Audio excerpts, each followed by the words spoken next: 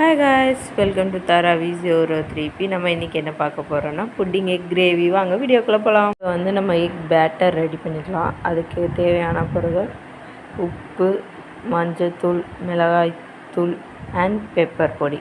So இது நல்லா beat பண்ணிக்கோங்க. பீட் பண்ணதுக்கப்புறம் வந்துட்டு ஒரு எக்காக உடச்சி ஊற்றிக்கோங்க. ஸோ ஊற்றினதுக்கப்புறம் வந்துட்டு மிக்ஸி ஜாரில் ட்ரான்ஸ்ஃபர் பண்ணிக்கோங்க. ட்ரான்ஸ்ஃபர் பண்ணி லைட்டாக ஒரு ஓட்டிட்டு மட்டும் எடுத்துக்கோங்க. ஸோ எடுத்துட்டிங்கன்னா பேட்டர் நல்லா மிக்ஸ் ஆகிரும். இன்னொரு பாத்திரத்தில் வந்து லைட்டாக எண்ணெய் தடவி அந்த மிக்சியில் அடித்த எக் பேட்டரை அதில் ஊற்றிக்குங்க. இப்போ நம்ம இந்த எக் பேட்டரை வந்து ஸ்டீம் பண்ண போகிறோம். ஸோ ஸ்டீம் பண்ணுறதுக்கு வந்து இட்லி குண்டா எடுத்துக்கோங்க. ஸோ இட்லி குண்டாவில் வந்து ஒரு ஸ்பூன் தண்ணி ஊற்றி நல்லா கொதிக்க விடுங்க. ஸோ கொதிச்சதுக்கப்புறம் வந்துட்டு மேல் மூடி மட்டும் போட்டுருங்க.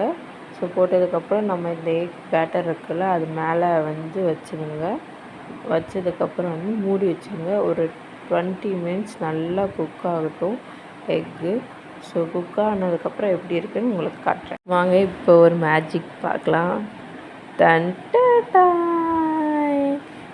Great welcome to Kirikalan magic show. பாருங்கள், செம்மையாக ஸ்டீம் ஆகிருக்கு.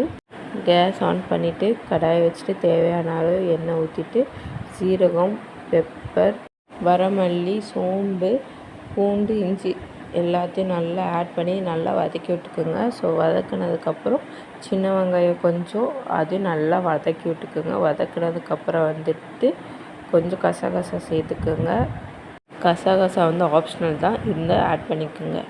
நெக்ஸ்ட்டு வந்துட்டு வரமிளகா 2, கொஞ்சம் தக்காளி, லைட்டாக உப்பு. ஸோ தக்காளி நல்லா மேஷ் ஆகிருக்கு, நல்லா வதக்கி விட்டுக்குங்க.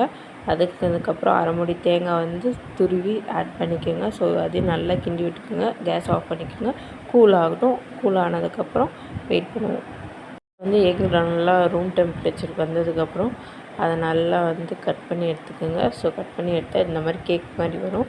ஸோ இதை வந்து என்ன பண்ண போகிறோன்னா குட்டி குட்டி பீசஸாக கட் பண்ண போகிறோம். ஸோ இந்த மாதிரி புட்டிங் மாதிரி வந்துடுச்சா, இது லைட்டாக குட்டி குட்டியாக கட் பண்ணி எடுத்துக்கோங்க. ஸோ நான் வந்து ஸ்கொயர் டைப்பில் கட் பண்ணி எடுத்துருக்கேன். உங்களுக்கு எந்த மாதிரி வேணுமோ அந்த மாதிரி கட் பண்ணி எடுத்துக்கோங்க. ஸோ இதில் வந்து லைட்டாக மிளகாத்தூள், மஞ்சத்தூள், உப்பு, தயிர் அண்ட் நல்லா கலந்துக்குங்க. அண்ட் மல்லித்தூள் அண்டு கொஞ்சம் இஞ்சி பூண்டு பேஸ்ட் எல்லாத்தையும் நல்லா கலக்கி வச்சுட்டு ஒரு 10 மினிட்ஸ் ஊற வைங்க. ஸோ ஊறினதுக்கப்புறம் என்ன பண்ணணுன்னா கேஸ் ஆன் பண்ணி கடாயை வச்சுட்டு தேவையான அளவு எண்ணெய் ஊற்றிட்டு கொஞ்சம் பட்டை, கிராம்பு, ஏலக்காய், பிரியாணி இலை போட்டுட்டு கொஞ்சம் கடுகு, கொஞ்சம் சின்ன வெங்காயம் போட்டு நல்லா வதக்கி விட்டுக்கோங்க. லைட்டாக உப்பு ஆட் பண்ணிக்கோங்க. வெங்காயம் வதக்கிறதுக்காக உப்பு ஆட் பண்ணிவிட்டு அது நல்லா வதக்கி விடுங்க. ஸோ வதக்கிறதுக்கப்புறம் வந்துட்டு நம்ம மசால் பொடியெல்லாம் ஆட் பண்ணிக்கலாம். ஸோ புட்டிங் எக் கிரேவிக்கு ஒரு ஸ்பூன் மிளகாத்தூள், 2 ஸ்பூன் மல்லித்தூள், கொஞ்சம் கறி மசாலா, மஞ்சத்தூள், அப்புறம் சிக்கன் பவுடர் வந்து 2 ஸ்பூன். ஸோ நல்லா கலக்கி விட்டுக்கோங்க. கலக்கினதுக்கப்புறம் நம்ம எக் புட்டிங் இருக்குல்ல, அதே ஆட் பண்ணி நல்லா கிண்டி விட்டுக்குங்க. ஸோ கிண்ணதுக்கப்புறம் வந்து நம்ம அரைச்சி வச்சுருந்த பேஸ்ட் எல்லாம் போட்டுடணும். என்ன பேஸ்ட் மீன்ஸ் தக்காளி வெங்காயம் வதக்கி வச்சுருந்ததில்ல, அதை தான் பேஸ்ட் ஆக்கிட்டு வரணும்.